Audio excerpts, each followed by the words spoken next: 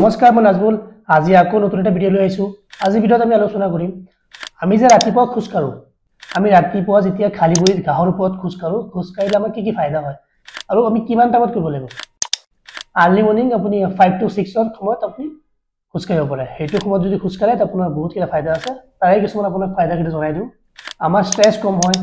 কিয়নো খালি ভৰিত যদি আমি ৰাতিপুৱা খুজ কাঢ়ো হেতু সময়ত মাটিৰ লগত আমাৰ ডাইৰেক্ট কানেকচন হৈ থাকে আৰু হেতু আমি প্ৰাকৃতিক থেৰাপি বুলি ক'ব পাৰো আৰু এক এয়াৰথিং বুলিও জনা যায় হেতু কৰিলে আমাৰ মনত শান্তি থাকে মনত ভাল লাগে আৰু স্ট্ৰেছটো বহুত কম হৈ যায় ব্লাড সাৰ্কুলেশনটো ইমপ্ৰুভ হয় জোতা চেন্ডেল নিপিন্ধাকৈ খুজ কাঢ়াত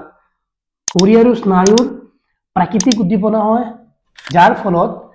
ব্লাড সাৰ্কুলেশনটো ইমপ্ৰুভ হয় জইন্ট পেইন কম হৈ যায় যেতিয়া আমি গাঁৱত খুজ কাঢ়ো তেতিয়া ভৰিত আৰু আমাৰ জইন্টত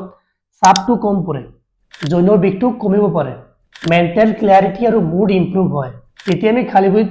গাঁৱৰ ওপৰত খুজ কাঢ়ো হেতু সময়ত আমাৰ নেচাৰেল ৰিলেক্স হয় যাৰ ফলত আমাৰ মুড চেঞ্জ হৈ যায়